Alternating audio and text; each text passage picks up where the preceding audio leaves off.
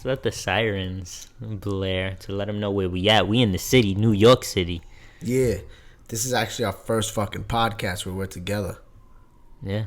It's weird because we already got our formula down. So, like, now to be doing this, it's kind of... We're, like, sitting, like, face to face.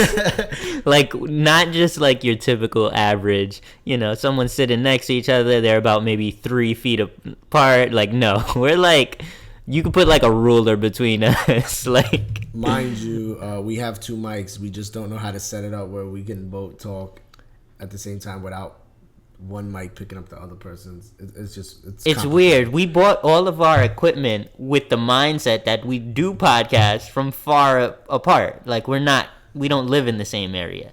So, like, to finally be here together with all our equipment, we're like, we can't figure this shit out. So we're just recording into one microphone.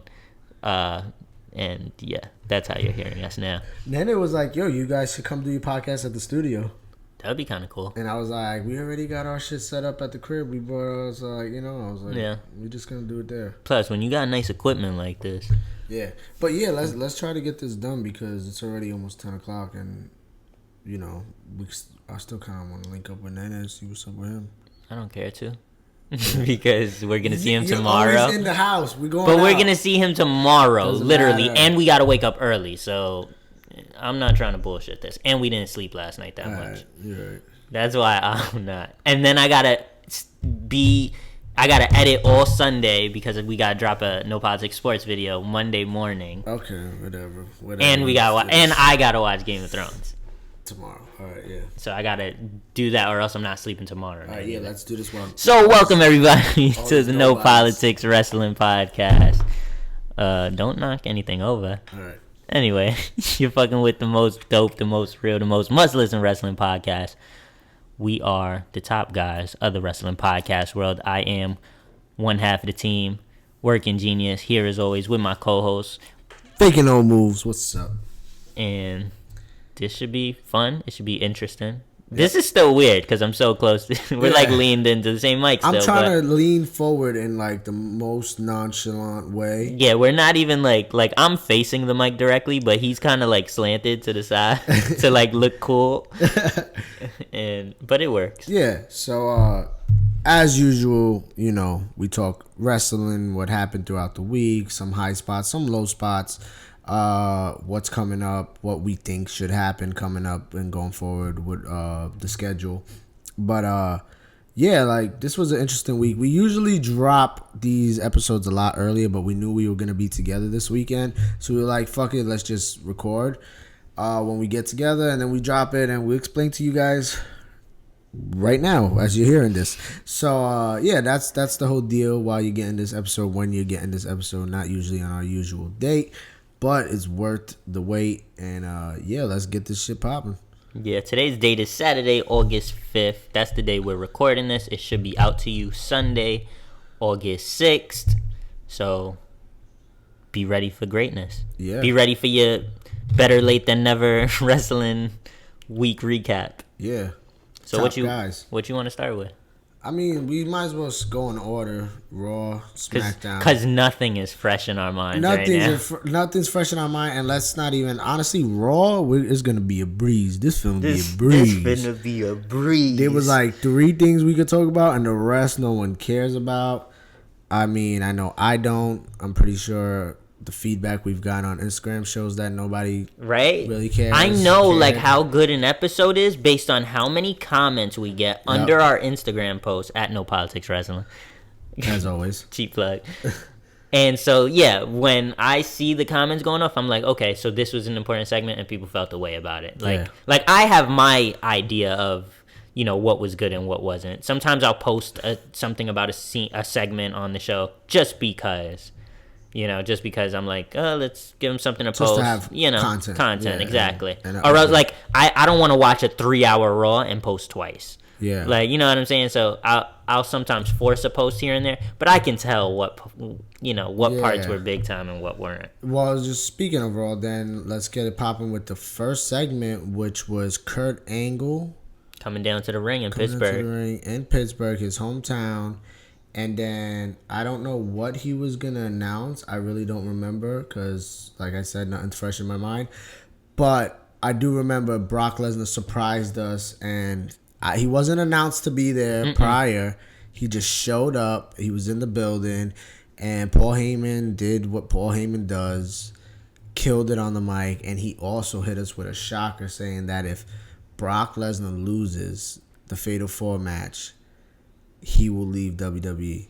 Which ties in with what we speak about last week. I was just going to say, because you said he hit us with a shocker, and I was going to say, but if you listen to our last episode, then you know that we put in my partner over here, FakinNoMoves. That's co-host, not partner. Just to be clear, he's not my life partner. We get that joke sometimes. Well, we make that joke. I think we more worry about that joke than those jokes are actually made. But co-host over here, FakinNoMoves, laid it down real nice. Exactly why it's possible that Lesnar might lose the belt.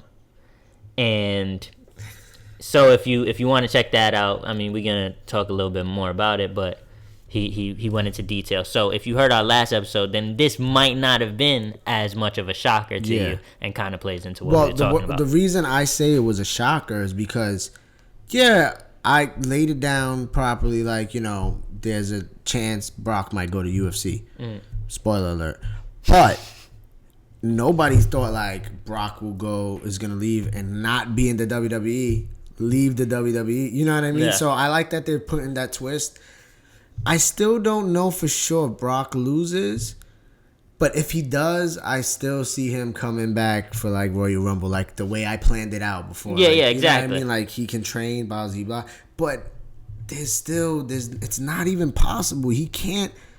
He's suspended. Like you said last week, I gotta remind you, even though you the one that dropped the knowledge, money talks, my man. It almost seems like that suspension ain't even a thought on anyone's mind. It's like so they're gonna work their way around it. Yeah. And Paul Heyman's gonna convince them. And he's suspended for like basically steroid use, a banned substance. They're not saying it was a steroids or not for sure, but Brock saying like it was eye drops that had something in it that he didn't know that got word. That's them classic steroid eye drops you be hearing about. I never heard like this. So like, and whatever. Anyway, him saying that didn't help him. He still got suspended a year. Yeah, I mean, but he only served half of that suspension. He still has 6 months left. So that doesn't fit in with the timeline. They want him to fight in Madison Square Garden November 4th. That's in 3 months. Do you know how long it takes to be like for your body to like be clean from steroids? Well, he had 6 months so far to be clean. He's been suspended. No, already. so I'm saying like when like the trace of it like leaves your body. There's cycles. I think it's like 3 month cycles, 6 month cycles. It's like, and I think it goes in threes. Because I was thinking like maybe they'll do some shit where they're like, well, as long as he's clean now from it and there's no trace of any recent use in his body, we could like, or maybe they'll like dock his pay or some shit, but they'll let him fight. My thing is that, it's not the UFC's drug program. Their partners, it's called, the drug testing agency is called USADA. Okay. And USADA was hired by UFC to drug. So USADA, I don't see them bending the rules and being like, oh, if he's clean right now. No, like USADA is strictly there to lay the law down. UFC, if they had the chance to like sweep it under the rug, they probably would. They want to hold all ethics and morals and make themselves look good in the eye of the people. But come on, we all know. They have sponsors. Like you said, money talks. So they're like, Brock's a big draw. Him versus John Jones. Let's get this shit popping. You know what I mean? But I don't know. I don't see it happening. And like, if he does do the whole 6 months, then that falls in WrestleMania time. And WWE is not going to let him wrestle WrestleMania and then a week, or fight in the UFC and then a week, and maybe he potentially gets knocked out, especially fucking with John Jones. So I don't see WWE and Vince McMahon being like, yeah, go get knocked out by John Jones, and then 2 weeks later you could come drop the strap to Roman Reigns and like, or you might not even. You risk that fight because you might be concussed and not even be able to fucking pass a physical to even wrestle at WrestleMania. So I don't see that happening until next summer. That's why it's happening in November. It's not. It's probably gonna happen next summer. They're gonna force it. Listen, USADA let Lesnar fight. You get it? It's a pun because it sounds like you gotta. USADA let Lesnar fight. No, but I don't know. I mean, I don't know too much about UFC and their programs. Yeah. I mean, you laid it out pretty well, but we'll see. There's gonna be the money versus.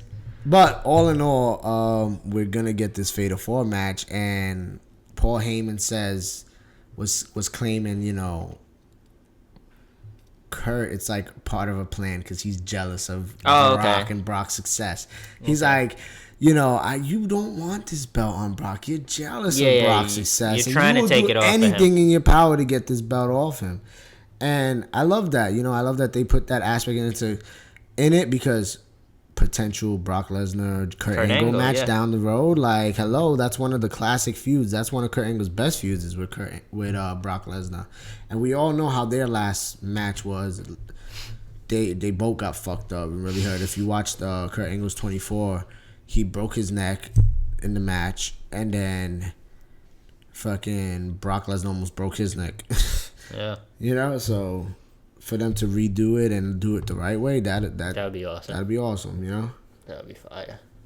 But yeah, that's one high point. And that was how it kicked off.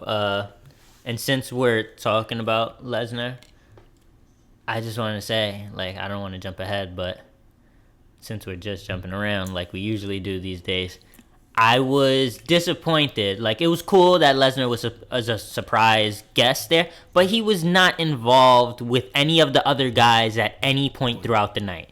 And like, it couldn't, like, I expected, like, oh, maybe Lesnar gets involved with that triple threat match. Exactly. And that maybe there wouldn't be a finish, but if Lesnar shows up, that would be cool as shit. But, like, that, not only did that not happen, but, like, you mean you didn't even have Lesnar, like, see someone backstage, like run into one of them backstage, and people have to pull them apart, like something to build towards it. Yeah, you don't get Lesnar. They dropped the ball. You don't get Lesnar in the building that often. Honestly, Lesnar's in the building, even if it's not a backstage segment like you said, or even if he doesn't interrupt, and then you see all four of them like square off, like to build the hype. Have Lesnar during the match come and stand at the top of the ramp. Yeah, or at the end, whoever wins at the end, like Lesnar and just stares him down. Exactly. Yeah, you know, come on, like anything. Something. But no, instead Brock came, Brock left, Brock was gone. We won't see Brock for another 2 weeks. Like, to literally leave the company for good. Yeah, exactly. And not only that, but that triple threat match wasn't even on last. It wasn't even the main event. Yo.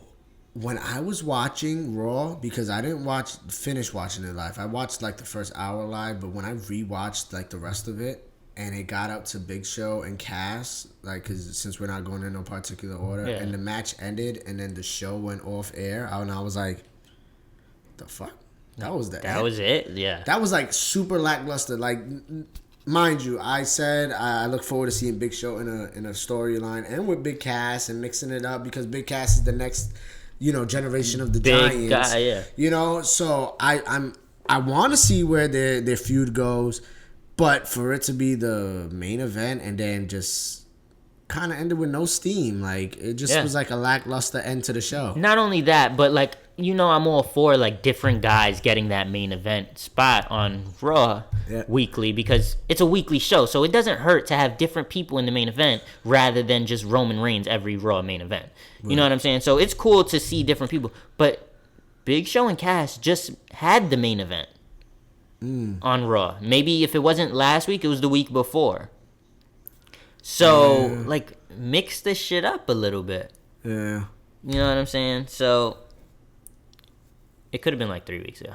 I don't know. And I like could be thinking they've had a lot Enzo and Cass. Enzo.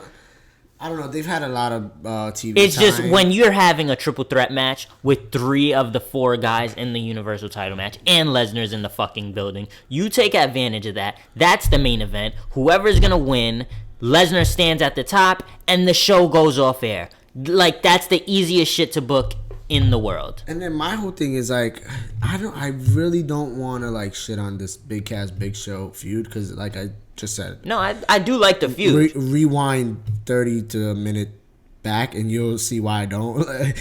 Well, but anyway, but if you are gonna give someone different a main event opportunity, like you said, why not do it with a title? Like, why not with or a tag team, or like, why not give that spot to what's going on with the Hardys revival? Like, Okay, yeah. give them that opportunity. You gave Big Show and Cass and Enzo their opportunity previously, like you said, maybe 2 or 3 weeks ago, and you've been giving them a lot of time. I could be wrong. I feel like I could be wrong now, but I don't think they main evented, but they were like right before the main event. Like they've had primetime slots with their storyline. You know what I mean? So they're usually at the start of the hour or like right there where it's like peak time, 9:30 to 10:30. You know, but I don't know, man. The Raw was trash. I like the whole shit with I liked the triple threat match. I wasn't mad at it. I liked the Brock Lesnar in the beginning, and I really liked the whole Bray Wyatt promo, and then the lights went out and you heard the like heartbeat. Oh, like the demon was coming. Now it's kind of like flash a little toot, and then Balor was in the ring. Balor was in the ring, yeah. So that was dope. I really liked that. Yeah, I thought we were gonna see the demon gang. Like, I knew he wasn't.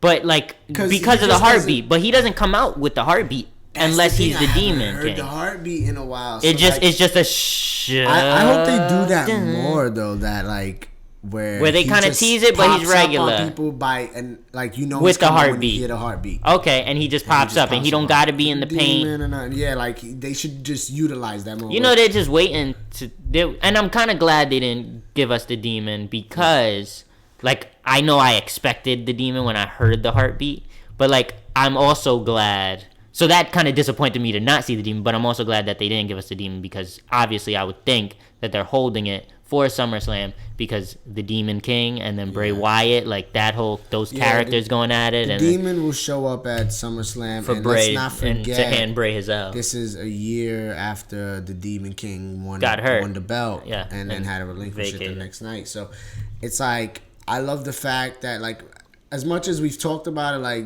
how they really don't have nothing for Balor, and he's one of the dudes that they have so much like opportunity with him to be a star. But it's actually worked out that they haven't showed the demon. He hasn't really had any pay-per-view matches. He's had a minor feud with Elias Sampson, and now they're gonna get into the Bray Wyatt thing, and they're gonna utilize him as the Demon King, and this will be the launching pad stone, like, you know what I mean, to get catapult him back into main event and get that belt again, because come WrestleMania season, I think he's gonna be. He can definitely, especially if the fans really get behind it. He can fuck up the plans and maybe get in that title picture for WrestleMania. You know, another thing is that, like you said, they had that little kind of bump in the road where he wasn't getting anything, but you said it kind of worked out. It wasn't that it worked out, it's just that we've gotten past it. Like, we finally arrived at SummerSlam, which is one of the bigger ones. So, like, now it's like, oh, man, we got through it, and it didn't hurt him too bad. And he's still here and still relevant. So, you know, they just got through it, is the way I think. Like, they didn't utilize him. I still don't forgive him for that. It wasn't like, I don't think it was, like, planned, like, let's just not utilize him and kind of hurt his moment. Like, you know, but I don't think they thought it that way, but I think they did, because they do outline like their time and what they can do with their time. They're probably like, we just don't have nothing for him. Like, it wasn't like a planned thing. It's not like they were like, well, let's really hold off because the fans are exactly. So happy. That's what I mean. But it was more like, we just don't have none on for him really. Let's just wait and let's hope that he can be all right. Where we can put him, slot him in. But I just hope that it gets to the point where like the Daniel Bryan effect, like we want Balor, we want him for the title. They teased it a little bit, but right before Great Balls of Fire, where he was like, I want Lesnar, and then everyone was like, well, I want Lesnar, and he was like, well, then we all got something in common, and you know, he was in the Fatal 5-Way match, you know, so he's gonna get in the title picture. I just hope the fans could get behind him enough to like make an impact and maybe eventually like change plans. No one wants to see Roman versus Brock. Like, I'm about to. Can I rip it? Yes, you can. How they have like highlights and stuff, and it's like Samoa Joe's like, I got the Beast's number, and okay, whatever. I said it last week. They're on an even playing field, I feel, because outside the ring, Joe has gotten him, but in the ring, Brock got the Lesnar win. obviously got him, yeah. Braun Strowman's like, I'm the monster. No one, I've like been beating everybody. I'm a monster face the beast. Men, yeah. I want to face the beast. Who else? Who wouldn't want to see us clash? Yeah. And then Roman's like, I'm the only one with a shot at beating Brock Lesnar. And they show him spearing Brock Lesnar at WrestleMania 31. Mind you, he did not finish Brock Lesnar, and maybe he was close, but Seth Rollins came in and ruined that whole situation. You never beat Brock Lesnar. And so how are you the only one that has the best opportunity to beat Brock Lesnar? You've never beat him. Yeah. And you hit him with one spear and you didn't get a pin. So I don't get where the logic is that you can beat him. You're the only one. I know y'all trying to hype it up because WrestleMania 30 whatever 3 or 34 whatever the fuck we're at right now. I don't even remember at the moment because I'm so mad. But I know you guys are trying to hype it up because y'all want that match, but we don't want that match. We want Balor Brock. We want Joe Brock. And we even want Braun Brock. Yeah. Like, this SummerSlam match should have been Braun versus Brock. I'm not mad at the Fatal 4, but it should have been Braun versus Brock. But anyway, I'm finishing ripping this shit because my point is Roman does not deserve no shot. Like, he doesn't. This is why Roman has a shot. It's because he beat The Undertaker. That's what they're trying to pull on. They're the 2 and 20 whatever and 2. So by beating a 50-year-old dead man, you cleaning the yard at the main event of Mania, which I'm still bugging the fuck out that he really got that main event spot. And that he can walk around claiming. I hate that he like walks around claiming. Like, I know it's a part of his character and shit. But, like, I main evented WrestleMania the last 3 years? I think so, yeah. Like, that's ridiculous. Brock, Triple H, Undertaker. Like, when there were, like, the Brock one is, okay, yeah. The Brock H one was, too, like. Because he took the belt off Triple H. Okay, the Triple H one, too. But for the Undertaker one, that shouldn't have been the main event.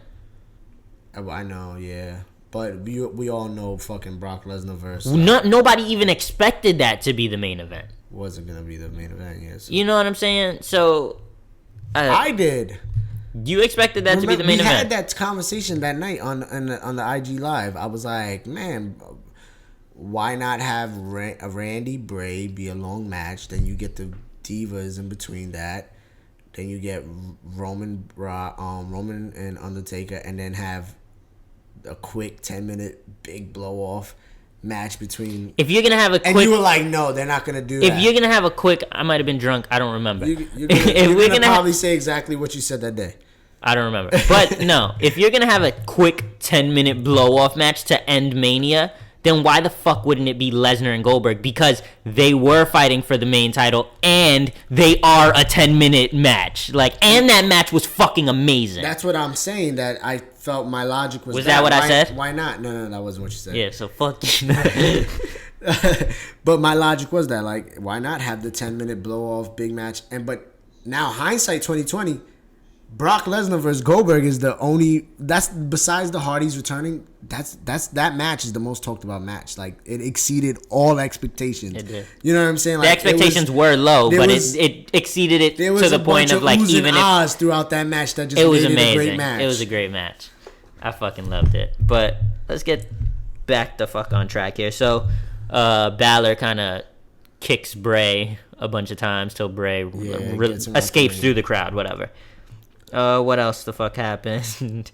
Hardys defeated the club. Then they had a brawl with the Revival, who were sitting at the commentary table. Yeah. Crazy stuff. I'm just excited to see where this goes. Because it's almost like, and we're about to get into this next, but Sheamus and Cesaro aren't even a part of this as the tag champs. Yeah. And it's kind of fucking cool because, like, I love seeing that these guys are building their own shit.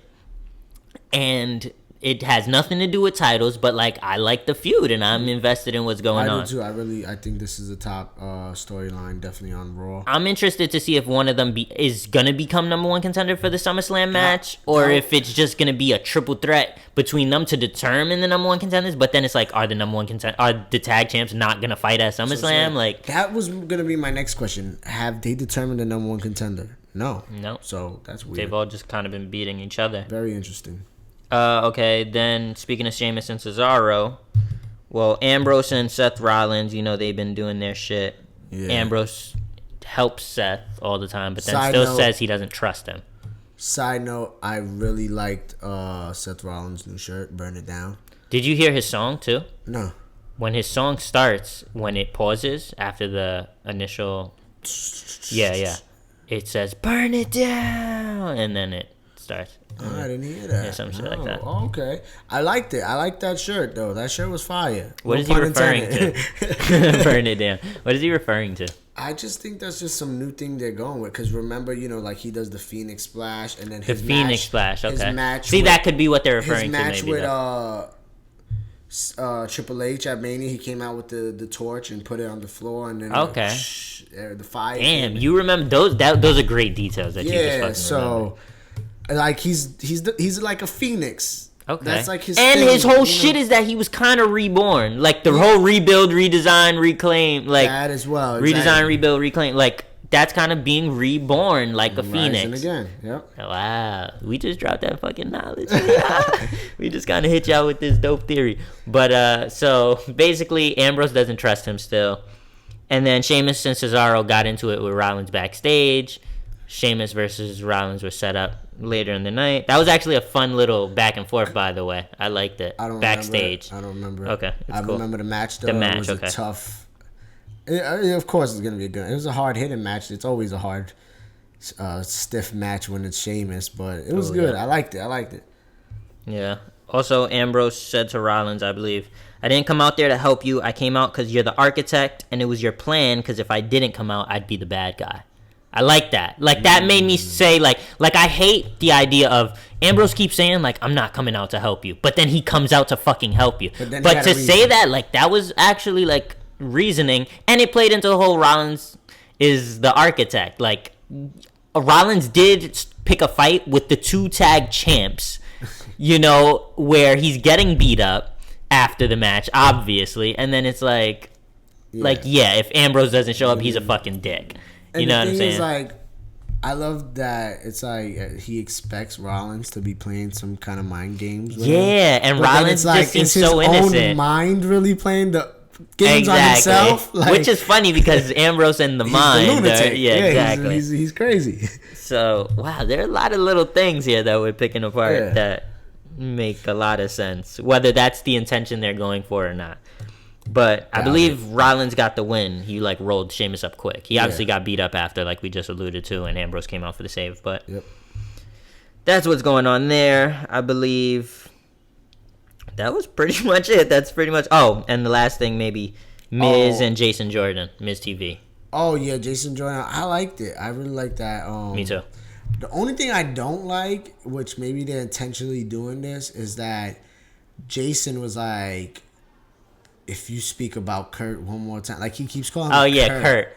I noticed that too. Instead of dad. being like, don't talk about my dad. Well, like, I thought about that, and then I thought at the same time, like if I just met my biological father 20 some odd years into life, I might not feel comfortable calling him dad yet either. Yeah. So I get it. So I get it as well. That's why I said they're probably intentionally doing it anyway. But the segment was dope. I mean, Miz brings out to come. Exactly. Talk about it. No, you talk. You talk. No, you talk about it. let's both blush about the Miz. Pause. But top notch. Come on, A-lister. Come on, man. Oh, he's certified A-list at this point. Like my man was going. And he was like, your dad is like this city broke down. Yo, trying to live off the glory days. Yo, and it's crazy. Oh my god. It's crazy because obviously I guess he's referring to the Steelers. You know what I'm saying? But the Pittsburgh Penguins just won, and I think they won back to back. Did they win back to back? They might have, bro. No, Boston I think won last year. I don't know. Well, I'm not the biggest hockey guy. The Penguins in like the I did claim I was a Penguins fan when I was like 14 though. Or maybe like I don't know how old I was. Whenever Sidney Crosby first came into the league and I kept seeing his highlights, I was like, this dude's dope. And then the year after, I think Malkin came into the league and I was like, yep, I'm going to follow the Penguins. And I never really got into hockey, but I claimed that they were my team back then when I saw the young studs. But if Edge and Christian want us on their show to talk about hockey, we're more than willing to come. Oh yeah, I'm gonna make shit up. I'm gonna fake it. I'm be like, Rangers? Yeah, James Dolan's the man. James Dolan's the man. The GM, the owner, yeah. Oh man, Lundqvist, yeah. Oh, okay, dropping names. One of the top goalies in the league. Now he's getting old though, Lundqvist. But anyway, that's a whole nother conversation for another day. But I'm gonna throw in Wayne Gretzky at some point just because. Don't ask me about anyone else. Yeah.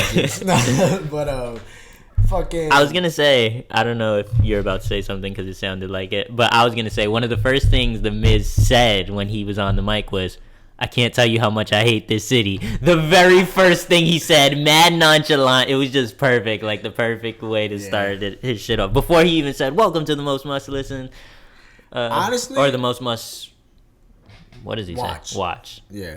Show in WWE history. I was just thinking about us. Yeah, we're the most must listen. There you go. I love like how he has Curtis Axel and Bo Dallas like all spiffed up. Now like Bo Dallas wears that one little glove with the bandana, and my nigga Curtis Axel got the part in his hair with his shit slicked with the suit. I'm like, that's a good look, especially for Curtis Axel. Like that's a good look for him. Like he needs to run with that.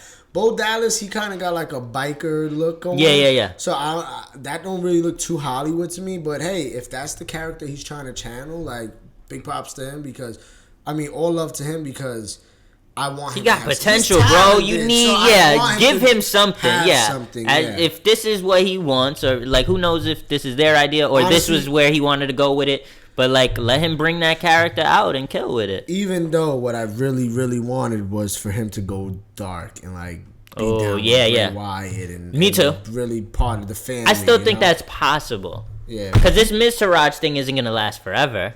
But I just don't want him to be one of those guys that when you look back on his career, like he had so many characters before. But still, there's success to his benefit, where it's like he was so good he could do so many. He hasn't been successful with all his characters. That's true. The problem. That's true. Yeah. So, agreed. But so Miz is just going off like Miz does, and I was happy with Jason Jordan's mic work. I mentioned that I was just glad, like I mentioned it in one of our Instagram posts, that I was just glad that he didn't like stumble on his words. Yeah. He was. He didn't hesitate. He held his own. Exactly. And I don't know if was it just me, but like I noticed his voice is a little like weird. It's like, a little light. It's a little. I mean, it's like mine. Squeaky. I don't have the deepest voice. But so what you trying to say? No, but it wasn't like not your like it sounded. I don't know how to pinpoint exactly what I'm trying to say. But Miz mocked him. Was like he did mock him and mocked his voice. Yeah, and like that was like just. That just shows how good Miz really is. Like, but he does sound kind of not like a kid, but like he has a lighter kind of a higher pitched voice kind of thing. It's not even his voice. It's kind of like just the way he talks, like maybe mannerisms. Like the mannerism and the way he says it, like it's kind of childish. Okay. You know what I mean? I can see it. I picked that up. I mean, no biggie. Like, that's just me fucking nitpicking. Son, like he's a regular dude. That's his voice. Like, yeah, exactly. I'm not judging another man on how he sounds. Yeah. But the fact that the Miz like picked up on it and that's another thing where the Miz kind of just he'll attack you where it's kind of personal. Like you can't change your voice, my man. Yeah. So. And I thought about it when Miz did it. I was like, I wonder if he did it just like to mimic him or because of the voice. Yeah, like because he just noticed it. Yeah, exactly. I noticed it at that point because I don't think I've noticed it previously. Or was he just like doing like a baby voice the way anyone would do it? Like if I wanted to mock you, I'd be like, I'm Aaron FakinNoMoves. Yeah, like, you know what I mean? Like, so I didn't. It's either or, but either way is gold because the Miz touched it. Not because the Miz touched it, but. Because he's the Miz. Because he's the awesome. Miz. And he's fucking awesome. But also... The way... go ahead. Also, this has nothing to do with what happened throughout the night. Shoot the shit. But I don't know if you've been hearing that Enzo Amore is having, like, issues with people backstage. Like, a lot of people don't like him, and his personality rubs people the wrong way. And, like, over the weekend, Roman Reigns kicked him off the bus for being annoying. And Who the fuck is Roman Reigns? Roman's kicked him off the bus and shit, and like everyone's like not really getting along with him, and even Corey Graves on Bring It to I was gonna say this. I was saving this for the end. Go ahead. On Bring It to the Table, but Peter Rosenberg. Shout out to Peter. Shout out to Peter Rosenberg, my guy. Yeah, Peter brought it up that there's been stories out there that people are not getting along with Enzo, and Roman kicked him off the bus, and Corey himself said, I don't like him. He rubs me the wrong way. I hate to be in a room with him. Like, no one cares about you hanging out with the weekend over the weekend and stuff. And then JBL. Is that what he talks about? I mean, I don't know the guy personally. I don't know. I guess he brags because he has cool friends and he's like, yeah. He's in the mix. He's living life. He's doing his thing. Enjoying. He's not the most talented dude in the ring, but he's got a mouth. He talks, so it pisses people off. Yeah, I get that. But JBL made a point. He was like, once you rub the locker room the wrong way and you start getting kicked out of like buses and locker rooms, like that whole shit could turn on your lifespan in this business is not gonna be long. Okay, because people not gonna want to work with you. He said the only person, and this is how we're gonna tie it all back together. He said the only person that has like outworked that and been successful. Shawn Michaels. The Miz. Oh, I thought you were gonna say Shawn Michaels. No, come on. Shawn Michaels was talented though. It was that he was talented, but people like he was very people the wrong way. But he was the one. But he could back it the fuck up. Like, he could back it up. That's right. He had power. Enzo don't have no power. Miz didn't have no power. They're nobodies. They annoy Miz people. Out. So JBL gave that. He gave that credit to Miz, and there's a big story from back in the days that JBL kicked the Miz out of the locker room, and Miz like couldn't change with nobody. Miz like had to have all his like changing the hallway type shit. Like, that's crazy. Miz was not allowed to be around the talent, and Miz never broke. He stood it out. He got better on the mic, got better in the ring, and now he's literally one of the top 5 dudes in the business right now. The weird thing is, the tough hurdle that Enzo will have to get out of this is that The Miz didn't have the mic work he has now, so he was able to work up to that, and that shows progress and improvement. Enzo already has that, so Enzo has to show his progress somewhere else, which is like in the ring. So now that's a hurdle. Whereas Miz probably had more routes where he could either get better in the ring or on the mic or whatever. One point they made was basically he needs to get better in the ring. He needs to prove himself, and he should be in the cruiserweight division. Okay. They don't want. They're mad at him getting this spotlight in this like main event. Not main event, but he did get the main event. Yeah. Now that I think about it, this makes sense why they were probably the main event, because Vince McMahon loves controversy. Okay. And he's gonna put Enzo in that final spot that everybody wants on Monday night, and they're gonna give Enzo more heat. I mean, let's see how he makes it through the fire. And look, and the fact that they brought it up on Bring It to the Mic, because these are backstage like politics. Exactly. No politics though. So it's the fact that they're bringing it up. It shows, that's an executive decision where it's like, nah, talk about this. It's okay to talk about it. You're giving them. That means you're trying to exactly. So that makes a lot of sense, This is information they want the masses exactly, to know. Even though they act like this is some low-key shit, that this is some insider shit, like... But there's been a history of Vince McMahon doing this with... Oh, yeah. Personal things. Look at Edge and Matt Hardy's whole feud. Of course, you exploit it. Exactly. Because people like that. Exactly. So this isn't nothing new. We just shedding light on it. Yeah. You know how we do, and no politics. But I feel like we got all the way through Raw. Yeah, that's pretty much it. I mean, there was a Bliss promo saying that Bayley versus Nia Jax would be a massacre. Oh, I guess we can't finish yet. Did you hear that Bayley might be hurt? Yes, that she hurt her shoulder or something. So everyone's saying, why not Sasha Banks in this? And they spoke about that on Bring It to the Mic too. I don't know if this is storyline or if this is legit. It's interesting because when she ran out the ring after she got that win, she looked like she was trying to get away because she didn't want to hurt herself. Like, she looked like something was off. Okay. I remember I didn't even pick up on it too much. That, but I didn't realize she's hurt. But I thought damn, something's off. Like, why she kind of ran out like that? Like, if she is hurt, and it's legit, then sucks. It really sucks, obviously. But wow, the timing couldn't have been any more perfect, kind of, because it gives not only for Sasha, but it gives them a reason to hold Bayley off. You know, you remember how I said with the Revival, like there was so much going on in the Raw tag team division when the Revival first got there, that they were so good that it was like, how are you going to go so long without just putting them in that title picture? Where it was like their injury was well placed, it was well timed, because it gave you the opportunity to hold them off. Because the Revival, they're going to work. It's kind of like Nakamura.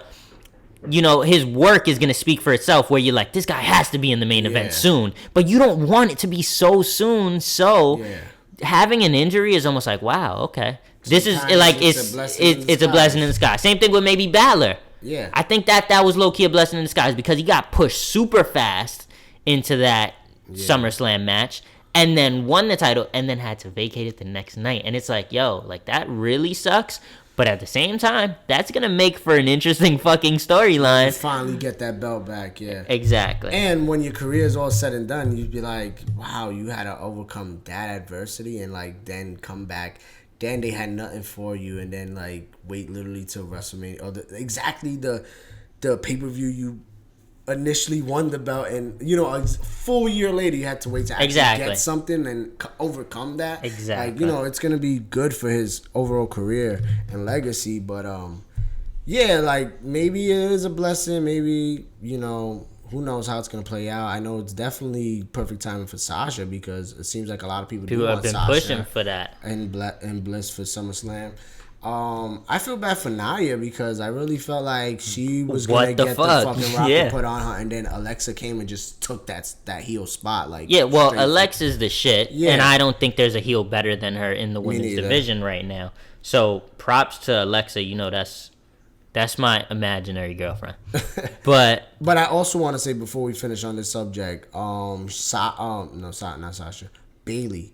Her tights and ring gear have been getting dope. Fire, right? She's killing. I love the color schemes and everything she's doing. It's too bad we're not going to see them. It's too bad we're not going to see them for a little while if she's hurt. She has the actual blow up people. Okay, on the her. Inflatable tube man. Like, so that's cool. Like, I really like how her gear's been looking lately. Okay, yeah, Just wanted to say that. And as far as Nia, like I thought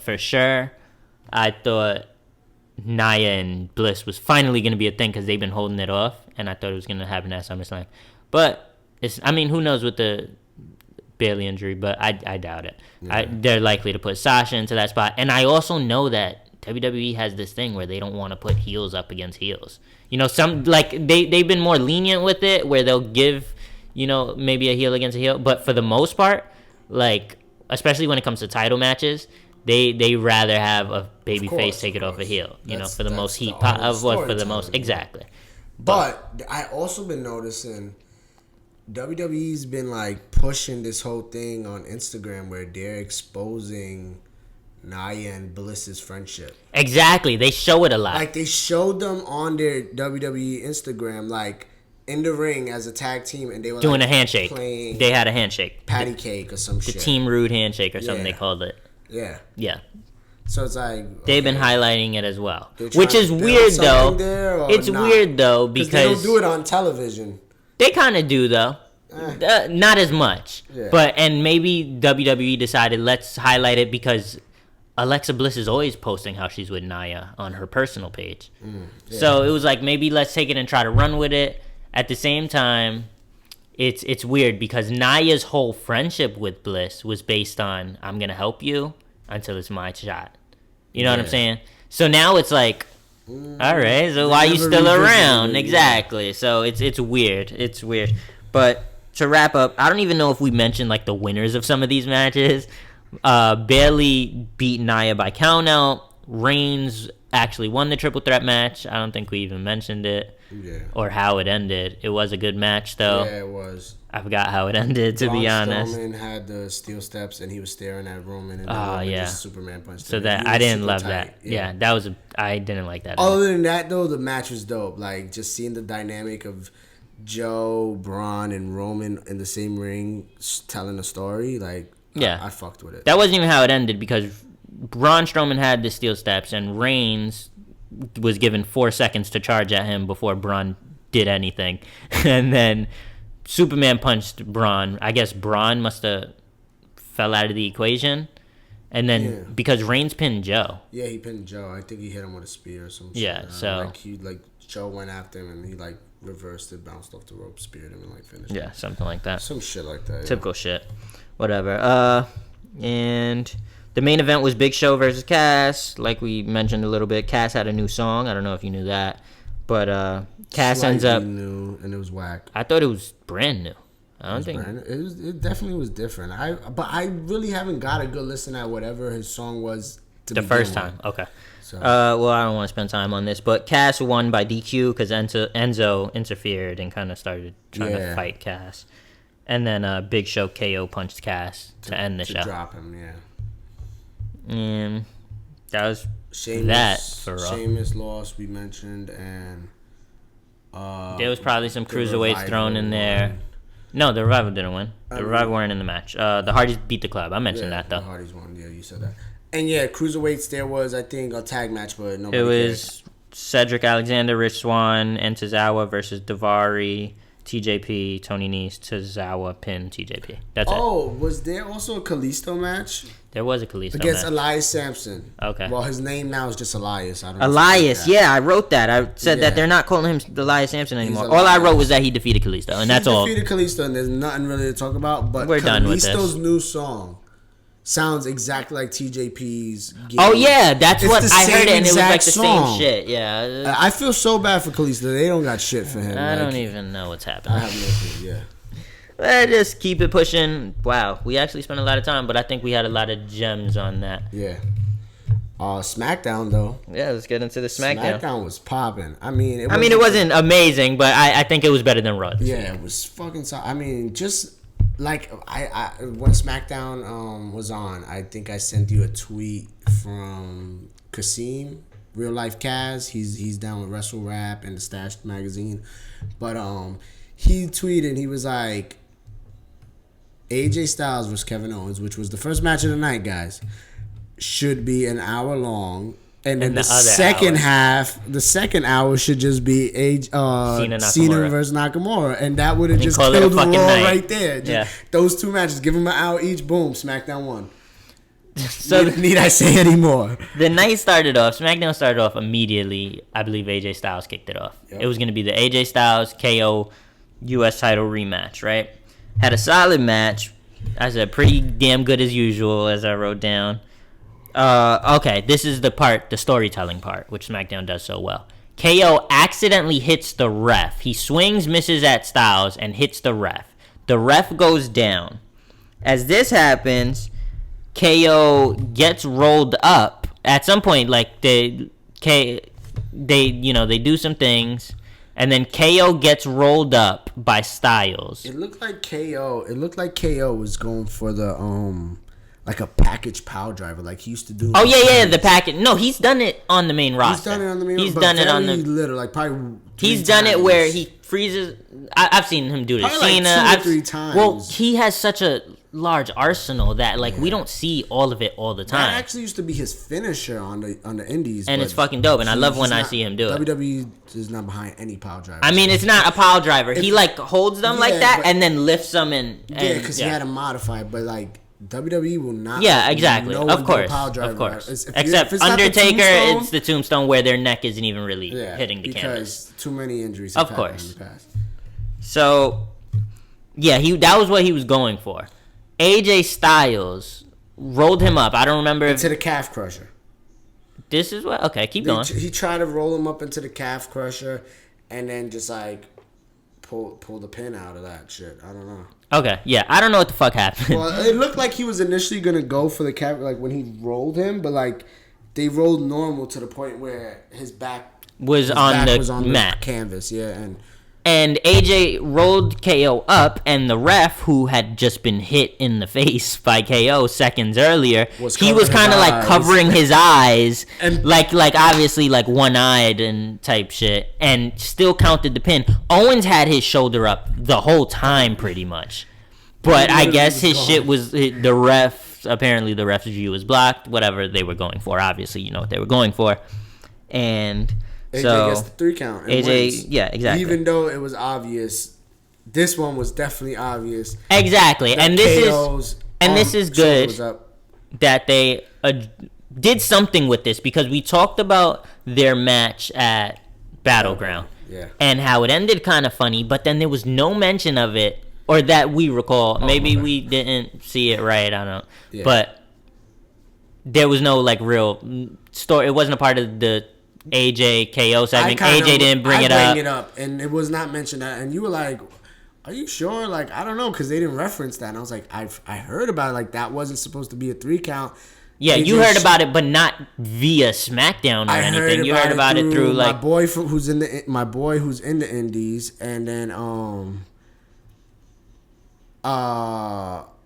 I just remember seeing, like, it looked like AJ's shoulder was up, and I was like, AJ's shoulder was kind of up there. Like, I don't know, like, but no one referenced it in the announcer on, like, commentary or anything like that, or even in the dirt sheets. Even though I did hear in the dirt sheets that after the match, he was, like, flipping out and kicking the ring, the steps and stuff to the ring. Because they, like, made a mistake or something. But basically, we're glad they revisited this and reversed it. And so now it sets up perfectly for the next segment, which was KO throwing shit backstage, runs into Shane and Daniel Bryan and the ref, and Kevin Owens is like pushing the ref, like abusing the ref. Mike Chioda, right? Yeah, Mike Chioda. And just being brutal, Kevin Owens, and it's great. And so Daniel Bryan says, you know what? Kevin Owens is basically lobbying for a rematch. Shane McMahon says, you're right, you'll get your rematch at Summerslam. And KO was like, no, but I want a ref that's going to do his job right. And I already knew where they were going with this. I was like, special guest referee. I didn't know who, though. And then Daniel Bryan was like, I know someone that can do the job. Shane. And then Shane was like, yeah. And then KO was like, Shane, he's the worst one here. He's the most incompetent person in this room. Yeah. Like, in the whole building. Yeah, so that's the setup for that. I'm actually cool with that. I'm excited to see what's up with that. Yeah, and this is playing into kind of the KO Shane kind of thing that we were trying to talk about. I feel like they're building something with Shane and KO. Like, I don't know when. Maybe Survivor Series. I don't even know why. Maybe Royal Rumble. I don't know why. I don't know when. But I like it because I like what Shane does in the ring, and I know KO could do some dope shit with him.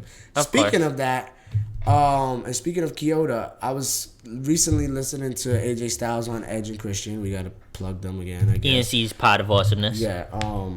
And they talked about Shane versus AJ at WrestleMania and how they knocked the referee down at one point so that they can do the table spot. But Chioda was the referee, and he was like, they were like, oh, good old Chioda, man. He's such a like vet in this game. And he was like, yeah, we had the one spot where I had to knock him down, and basically I had to hit him with like, I don't know if it was like the Pele kick or something, where basically Shane got out the way and Chioda gets hit.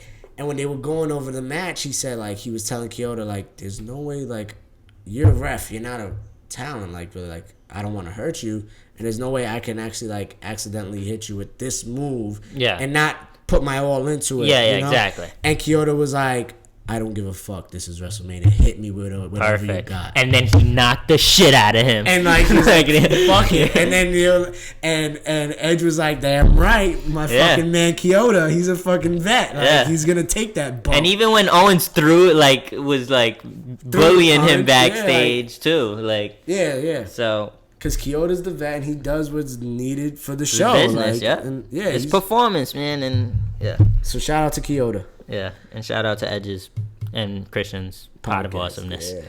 I like that we could plug other shit that we're making nothing off of, and we not hating on the competition. It's all love. We could all win. We could all eat. Everybody eats. Exactly. So don't just to throw this out there. Show love and support to the people around you doing the same thing as you. It's not always a competition. Like, yeah, you kind of, it's like friendly competition and shit like that, but like, don't be hating on the next man. Everybody can eat.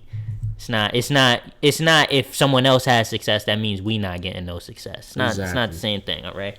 So just show love and support for the people chasing their dreams out there and doing what they love. But anyway, back to the show.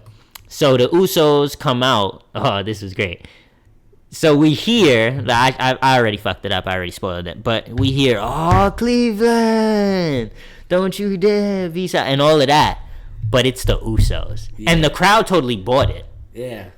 Even when it was kind of clear, like about midway through, that it wasn't Big E, and I picked up on it, some of the crowd, like, they still didn't know. I mean, there's obviously, like, kids in the crowd, too, so, like, they're not going to know immediately. Yeah. But they do the whole intro, but the Usos come out, and then they cut a decent promo on New Day, and that's all I got to say. And the Usos been doing shit like that. Like, they solid as fuck. I love, like, their whole... shit. Yeah, this run that they've been having as heels has been amazing. It was announced yesterday on Instagram that they'll be facing New Day at SummerSlam, like, officially. Okay. For the belt. So we predicted that. We said you specifically said that because I chose them to retain last. I take that credit. But, yeah, I take that credit. Shout out to the Usos. Yep. So next, I believe there was a Fashion Files. Where Breeze was having some dream where Fandango and the Ascension kind of appear to him. Yeah. Breeze wakes up eventually, and Fandango's still missing. But Breeze is convinced that he knows who it is. We still think it's Sanity. Yeah, right? It has to be. There's nobody, and they haven't really dropped any hints or clues like that either. We're just kind of just following it. Yeah. I think if they hold off till SummerSlam to reveal. I really hope my whole... what would you call it? Prediction, or I don't know, my whole booking of Sanity coming to the main roster and Nikki Cross saying being with them ate the damn horse. Oh yeah. Tully. I hope that like really ate happens. His head, was biting at his head. She ripped his head off with her freaking mouth. I hope we get like footage of that at some point. I hope. Oh no, this would be awesome. In leading up to SummerSlam, the clues being dropped, because we haven't seen clues, but like if someone delivers a tape to Breeze and it's kind of someone in the dark and we just kind of hear like maybe Nikki Cross like and like ripping at it and then she drops the head on the floor type shit, right? But it's in the dark type shit, or with like a trash can lit, or you don't with see the only light exactly, but the only light maybe is like a trash can lit on fire, because they've cut a promo like that on NXT where they lit a trash can on fire and they were just talking around it. So, or maybe like you just see Breeze watching a TV, but you don't see what's on the screen. Okay, and then he's like, and you see his reaction, like, so he knows, but we don't yet, or something like that. I can't believe it. No, like, and Breeze, Dango, I'm coming, Dango. Yeah, okay, like, exactly. Crazy, exactly. By the time Sanity debuted on NXT, Breeze had been called up already, right? Yeah. Okay, I'm just making sure. Yeah, definitely. But also, if you hear like creaks, that's my chair. So don't worry about that. It's not a cat or nothing. We in my crib. We don't got cats around here. Yeah. Shout out to your crib. When you're doing the podcast in your crib, if you hear meows, then it's a real cat. Yeah. So, all right. So what else was there? There was a Zayn Aiden English match. Zayn Aiden English, yeah. Aiden English did something which I wanted to mention. Okay. He was singing, obviously, during his entrance, as he usually does. And when he was about to say, of the WWE, like, whatever he's about to say, he pauses before the E. And when he paused before the E, he took a long pause, and it was such a long pause that it was like he gave a great amount of time. Like, in that time where he was pausing, the crowd was, like, hating it. But it got so much heat. And I was like, that's all, like, good for him. I don't know why I didn't peep that. I mean, I watched the whole match. He took a long pause. And he came out after Sami Zayn. Yeah, exactly. Sami Zayn came out first, so, like Sami Zayn didn't even have entrance. Yeah, it was during the commercial. And he was standing in the ring, and you hear a song. Exactly. And then Aiden English comes out. I'm like, okay, they're doing big things with Aiden English, giving him this opportunity. And then he stood at the top by the Titantron and then did his whole singing thing, as usually he does it in the ring. Excuse me.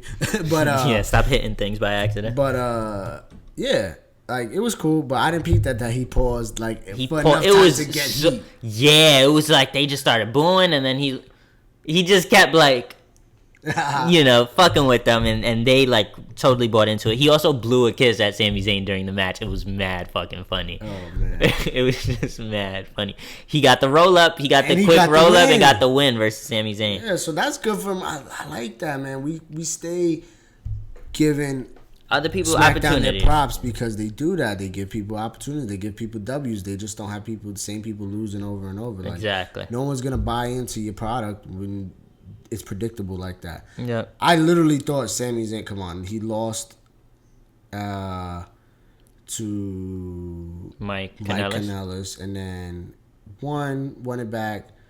Won the tag match, right? And then and now lost he again. Would win again. Like he no. ain't gonna lose to Aiden English because Mike Kanellis don't have nothing to do with this, really. But I guess I don't know. But he lost, and I was like surprised, a good surprise. Yeah. Speaking of, also before you go, it's crazy to think that Aiden English is Eddie Guerrero's son-in-law. That's crazy. Like who? I remember you told me that he's part of the Guerrero family. I remember you told me that. That's awesome. But so. The next thing that happened was, speaking of Mike Kanellis and having nothing to do with this, the Power of Love actually came out at the end, and they cut a quick thing saying like, "We're just happy you lost" or something like some bullshit little thing like that. And then there was women's tag match, Natty and Carmella, who were very buddy for whatever reason, versus Becky and Naomi. Becky and Naomi won. Natty had Naomi in the sharpshooter. Naomi got to the ropes. Carmella tagged in. Without, like, when Natty, she just kind of tagged Natty and tagged herself in, and then she locks in the code of silence, but Naomi reverses into her submission and makes her tap. Yeah. I just thought it was, I don't know why I wrote it. It was a good finish, though. I guess I must have liked the finish because I actually wrote it out into detail. It was a good finish. But I like that, like you said, they've been buddy, but with her tagging herself in, you kind of saw a little friction there. Like, exactly. Like, what are you doing? They have that history, and I've been waiting for the longest. I was like, yo, I cannot wait for Carmella and Natty's history to come up. Carmella snitched on Natty. Exactly. That's their history. That's the history. Yeah. Exactly. And they never kind of had that blow up. So I've been kind of waiting for this, and it's been in the back of my mind. And which I don't think is going to be the case, because I can't see Natty beating Naomi. But if Natty were to beat Naomi, you have Mella cash in. I've been calling her Mella lately, because I've been typing it, and when I type it, I got to cut it short. Respect her name. Respect my girl. Do. I respect all of her. I'm sorry. Okay, but it's great that you mentioned that. Princess of Staten Island. Agreed. When I call her Mella, my world. All right. Oh, whoa. All right. I love when she wears red. God. I love when she wears red. I can't even speak. When I call her Mella, it's interesting because like her full name Carmella and my initials are CAR. So shout out to me and Carmella. No, but I'm a backup. I know that's you love her. Yeah. So but I'm waiting for that. And maybe this is interesting because with the whole potential Corbin cash-in that we're going to get to in like 4 seconds. Give me a little more time than that, though. Maybe this would be like... I mean, I know it's the first women's Money in the Bank, but maybe we see like 2 cash-ins in one night. Yeah. You never know. You never know what they're going for. History. And at SummerSlam, like... And it's in Brooklyn. Woo! It's Brooklyn in the house. It's going to be big time. So, next thing, Jinder was backstage. Cut a little promo. Always cutting promos. I don't even think... he didn't know who he was fighting yet. That's why. Jinder. He didn't know who the number one contender was yet. Cut a promo. Says he doesn't care who he faces. Says he's scared of xenophobia, which means that he fears people fearing, or he fears people fearing him irrationally just because he's foreign. Okay. I like that. I like that point. Yeah. Well, it's interesting, and it's interesting because he is a heel. And yet, like, he gets a lot of heat, but he was getting it before, like, the Singh brothers. Yeah. And they were playing off the fact that he's a foreigner. Like, when he says, I'm going to speak to my people in my language, like, why does that get heat? Like, that shouldn't, and I think we've touched on this before, but something like that shouldn't get heat. And, like, remember the whole entrance? He had that big entrance at a paper. It's a celebration. Yeah. Where he had like people of his culture, Indian people, dancing and it was dope. Yeah. Yo, and like I loved it, but like that's supposed to get heat. Like, why are you using that to get heat? So I like that he brought up the xenophobia thing, and it actually makes you think like, man, this dude shouldn't be like he's a heel because he cheats and uses the Singh brothers, but like. He makes a good point, and it's always funny to me when heels make like really valid points. Like I love it, exactly. Like when the Miz does, that's why I'm such a big Miz fan. Like he'll make like really valid points, and I'll be like, yeah, this dude isn't actually that bad. but he does cheat. Anyway, he also had on a fire floral tie. I don't know if you saw his tie. I saw his tie, and I loved the whole. I used to be a tie guy. Point of him, not point, but the whole part of the show for the main event where he's in the skybox just chilling. Yeah, just chilling But and watching it from.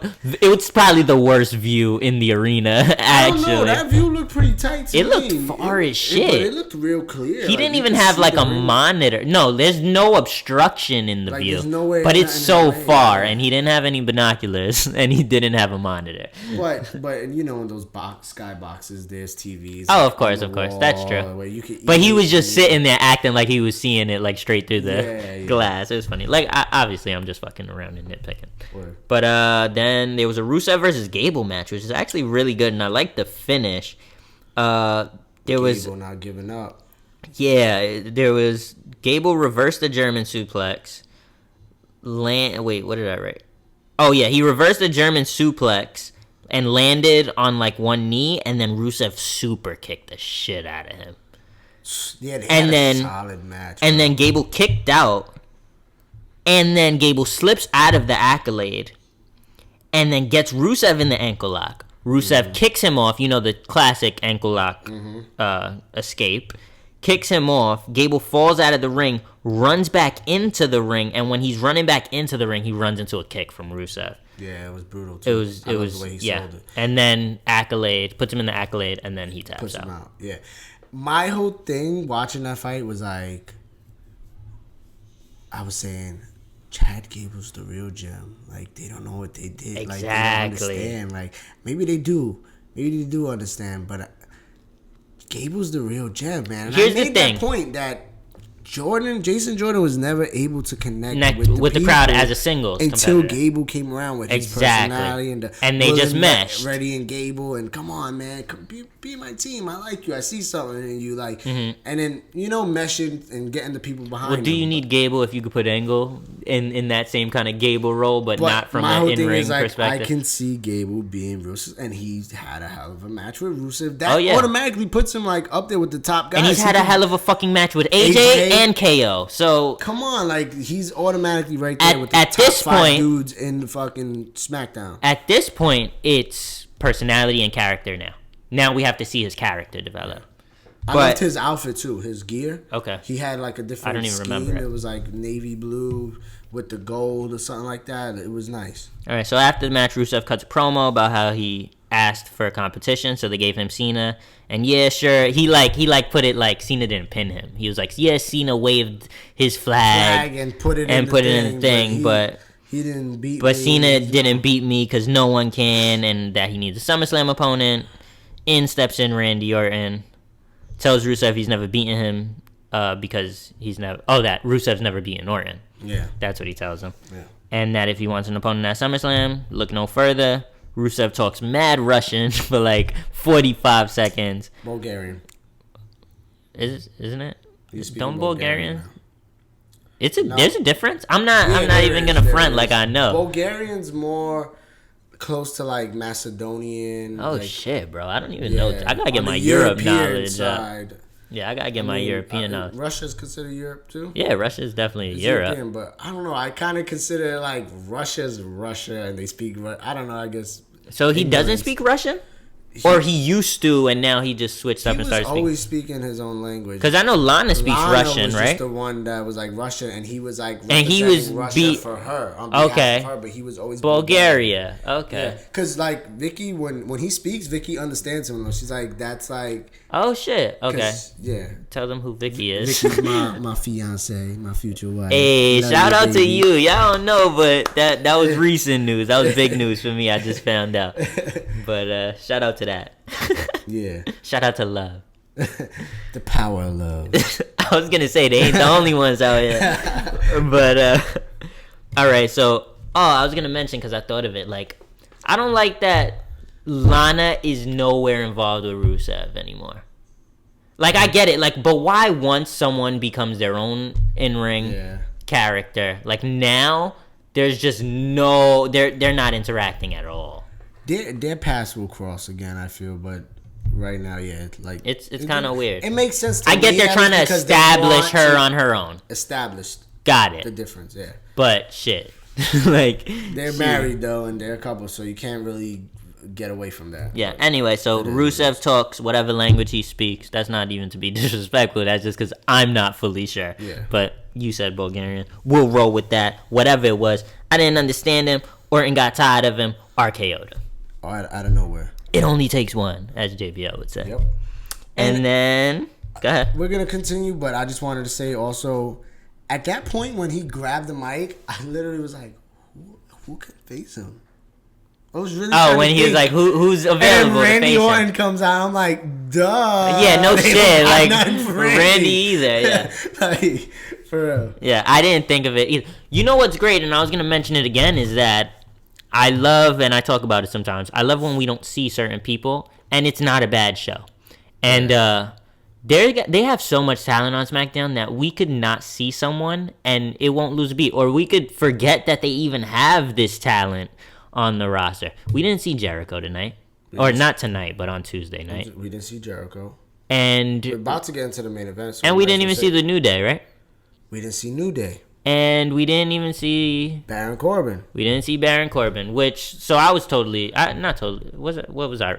I think I thought Corbin would somehow be involved and Nakamura wouldn't even make it to the match. Yeah, That's what I thought. That's what we both thought. I thought that would have been a good route. I think everybody thought Corbin was definitely popping up before the end of the match. I think I laid out a couple ways. When the show went off air and I didn't see Corbin, I specifically text you like, we didn't see Corbin tonight. No Corbin all night, and it wasn't even that bad though.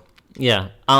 With Corbin, I laid out a few routes that WWE could have went. One was that Nakamura doesn't even make it to the match, and then the other route was, I just thought it was going to be Cena Jinder. I really just thought it was going to be Cena Jinder, and then the last route was obviously Nakamura could go on to face Jinder, win the title, and then Corbin cashes in at SummerSlam to pick up on their feud. They're probably gonna which is probably the one they're going. But let's not get past the subject of like if we don't see people or maybe we don't remember. Let's not forget he's not the biggest talent in the ring and stuff, but James Ellsworth is another. Well, he's suspended though. But he's coming back. He's coming back. So like. He's another person like that's off he provides air, yeah, entertainment exactly. to the show always. Exactly, and that we don't have to see all these people. We haven't seen him in a month, and it's still a fucking and it's still show. I mean, it's Ellsworth, and we understand. Like he's not gonna take away too crazy, but he has a point. It's just another example where he's entertaining and he plays his role, and you take him out, and it still don't fall back to the show. You know, still don't diminish the quality of the show. You know. Yep. So. All right, so no Corbin. I'm actually going to talk about this after we talk about the main event. I'll pick back up on it. But let's talk Cena Nakamura. Hell of a main event.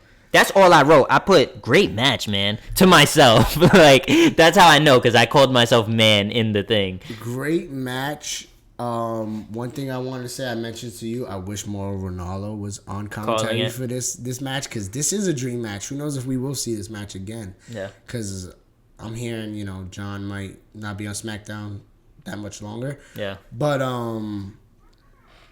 Morrow I wish would have been there. Also early on though, one thing I do gotta say, they cut to commercial super quick. Like twice. Like the match started, a couple moves, commercial. Then it came back like 2 spots and then back to commercial. They were just saving for like a big long finish. Yeah, and I was like, yo, what are they trying to do here with these commercials? Like, one thing they do, which I don't get it, is that sometimes they'll go to commercial and still show you the match. But whenever I feel like there's a big match on that I actually want to see during commercial, they don't do it. Yeah. They won't show it during commercial. I like when they do that picture-in-picture shit. Yeah. But like for the big matches, like all of a sudden we don't get picture-in-picture, fuck you. Yeah. Crazy. But so we didn't get that. But overall, bro, talk about the match. Fucking John Cena and Shinsuke Nakamura. I was like, bro, I want to see Shinsuke Nakamura's fucking strong style with John. John's a robot, so can he withstand these beatings from a stiff, strong style human? These stiff punches and like things like bumps that he's gonna have to take, especially with the kicks. Like I wasn't sure, but John did good. John's a warrior, man. He's gonna go in there and take anything. John adapts to what he's given, exactly, and he steps up to the plate. He always like he's one of those dudes like if he was a baseball player, his bat and plate average would probably be higher than 300 because he literally does step up to bat and usually shows up. Maybe like a 313. if I had to put a number on it. but no politics sports. But yeah, man. Dope fucking finish. And besides like literally the last. Okay, so yeah, move. So what does he do? It's like an inverted exploder, right? Yeah. Nakamura does the inverted exploder to set up the Kinshasa. So we didn't even talk about the fact that Cena AA'd Nakamura. Oh, he AA'd Nakamura. I thought times, he AA'd Nakamura. Nakamura kicked out. Then he AA'd Nakamura again and then went to pick him up again for a third, right? For a third AA. Yeah. And it's like he just kind of rolled through with it instead of pinning. Yeah. Which I thought Nakamura would be done after the second. So I was like, man, Cena kind of... Like, I get it. Cena really wanted to put him away, but it actually kind of backfired, which is interesting. And then on the third one, Nakamura elbowed him, boom, dropped down, and went for the inverted exploder. And Cena, like, landed, like... Took a tough bump like on his neck. Instead of fully flipping, you have and landing on your stomach. He like literally took all the weight on to his neck and his head. Yeah, and I think everyone, like even the commentary, got quiet. You're like, oh yeah. Like they didn't want to like mention it, and then but like at the same time they couldn't like not like Cena took that. Yeah, they had to kind of see how he reacted first on his head. Yeah. Like they had to say it, but at the same time they were like. Moment of silence. What the fuck? Oh shit! We hope John's not hurt. You know? And especially at this age and this point. Yeah. And he's about to venture off to other things. You know what I mean? Like you've had fucking almost 17 years in the business, and then think about going up against everyone and from being so durable, Brock and being durable, exactly. And then fucking when you're just about to leave the company, kind of you fucking get hurt. Your first match with this guy, and it could have been worse. It might not like broken neck, like. Paralysis, like it could have been bad, you know what I mean? Like who knows? Like, but thankfully, John ends up getting up. He got a strong ass neck. Pause. And he ends up getting up, and Nakamura goes for the Kinshasa, right? Kinshasa, and he didn't get it completely clean. I don't know if John was a little wobbly or what, but he got it. He hit him. The exploder did the job. The inverted exploder. Exactly, but. This was the point I wanted to make. John literally felt he had to hit him with 3 AAs to put him out. It only took one for one Kinshasa. To pin him. Okay. You know what that kind of reminds me of? Omega Okada. Remember how Okada hit Omega? This is Wrestle Kingdom. The last Wrestle Kingdom. Yeah. Okada hit Omega with like 3 or 4 Rainmakers to beat him. And because Omega was kicking out of like all of them, right? Yeah. But Omega never hit his what's it called? One-winged angel or something like that.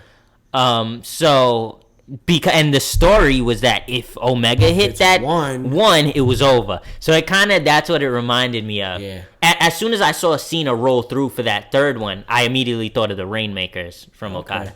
So I made that connection, but.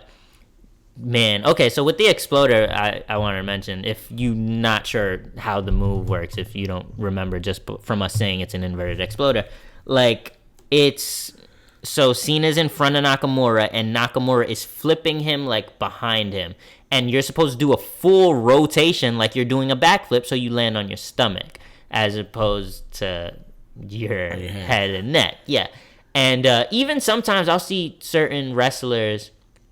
or superstars, if you're Vince McMahon. I see certain superstars take, like, even, they might not get the full, complete rotation, but they avoid it. Like, they maybe turn their head, maybe land a little bit kind of on their shoulder. Yeah. But Cena, you know, like you mentioned, kind of robotic. He works out a lot. And his frame is too square. Like, he just went up, and you mentioned it to me when it first happened. It was like, he just went up so stiff. And didn't even get that full rotation. But after the match, so Nakamura pins him, beats him. After the match, Nakamura kind of looks at Cena and fucking... I love Nakamura, the man. In his eyes. I just love, like, he's just so... Like, he just looks so genuine when he says it. And you just know, like, he's a great dude. You know, like, I can't wait to the day we get Nakamura on the No Politics Wrestling podcast. Like, word.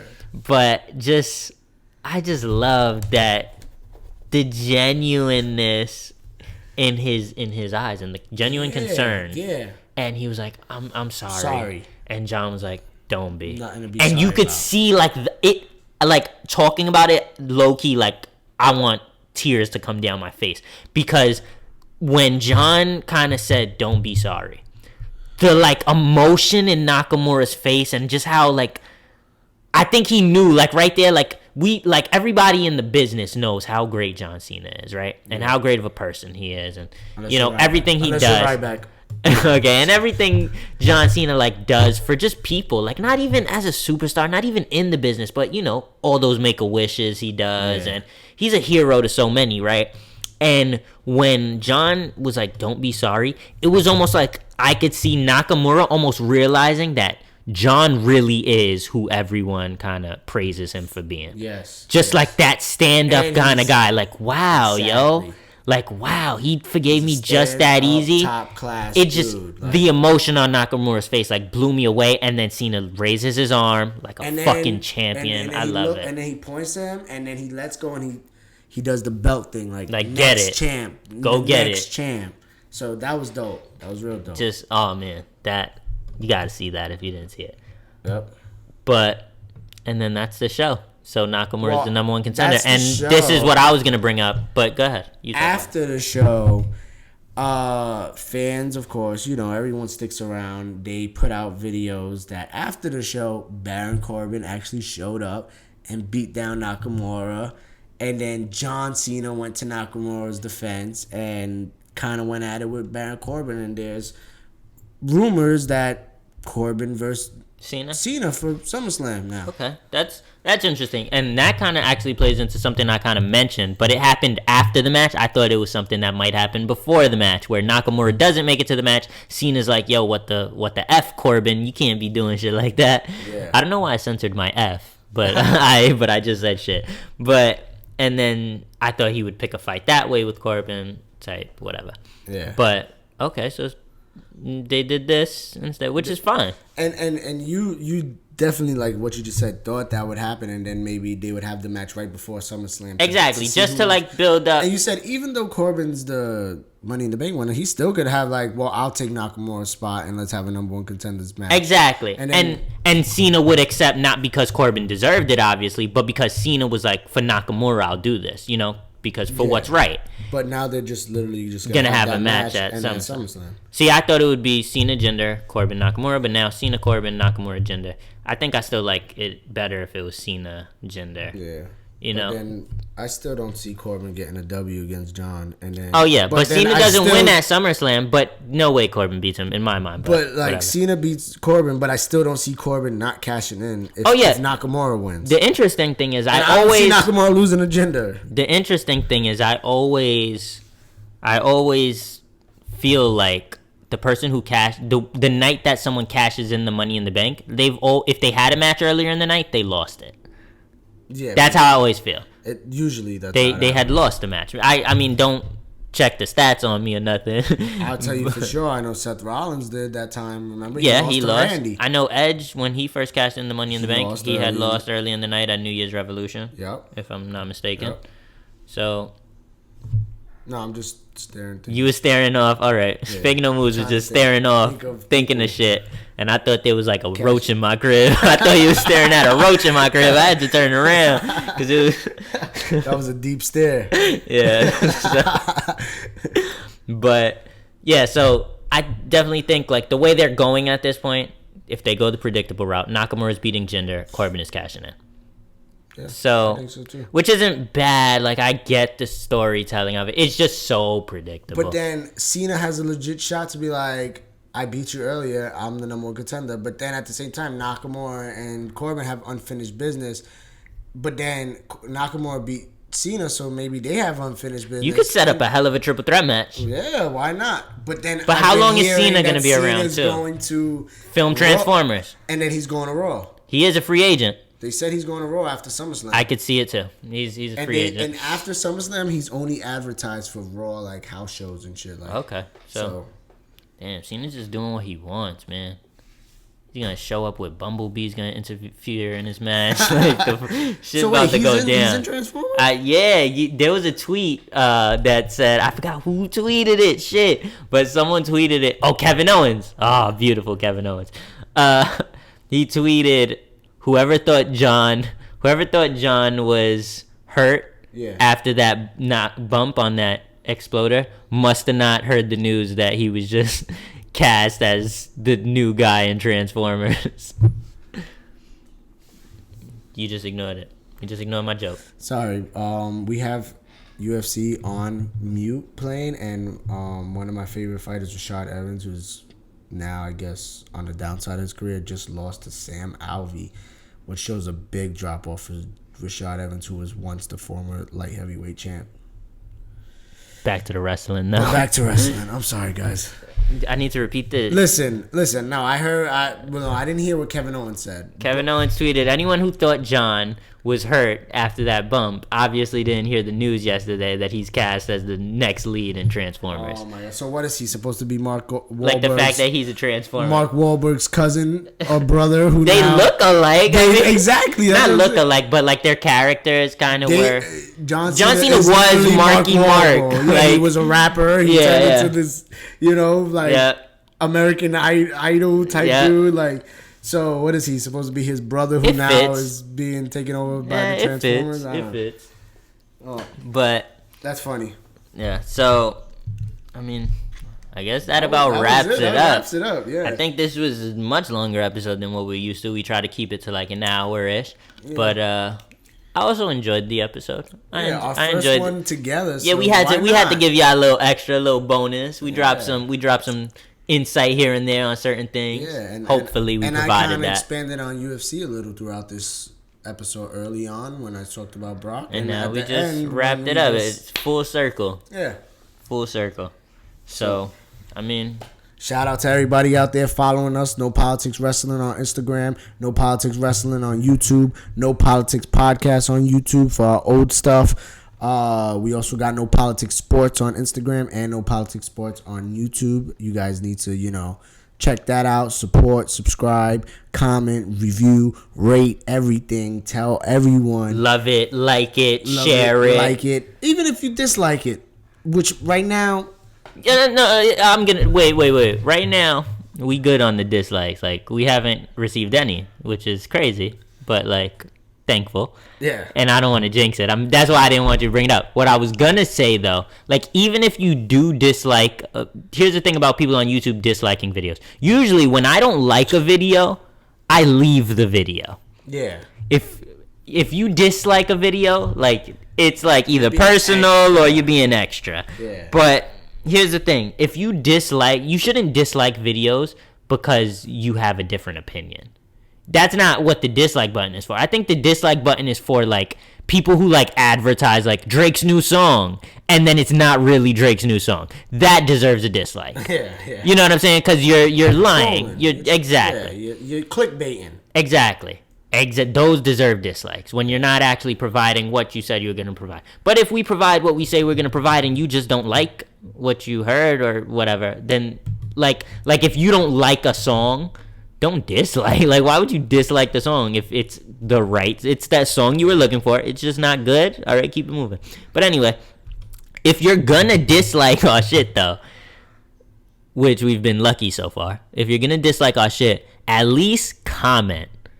Like, have the balls to tell us what you didn't like about it, and we have a good discussion. Like, just add to the conversation. Like, I ain't mad at dislikes, but, like, come with some reasoning, And like we always say, we're open to all forms of feedback, and it's nothing personal. It ain't gonna make us stop doing what we do. Exactly. We do this shit because we love it. Exactly. And if anyone ever is throwing that kind of shade or negativity, and you doing something you love, and they hating on it, like, that should never stop you. Never ever. So, man, good show. I enjoyed this. I'm feeling good. I got a haircut today. So did you. We out here looking. This ain't even a video podcast, but we still out here looking sharp for y'all. For sure. So take our word for it. You can't see us, but we looking sharp right now. But anyway, as always, it's been real. I'm one half of the team, WorkinGenius. Here as always with FakinNoMoves, baby. And wherever you are listening to this. We hope you enjoyed it. We hope we provided value, entertainment. Have a good day. Show us love. Enjoy your morning, your night, whenever you're listening to this. As always, love, peace, all that. Peace.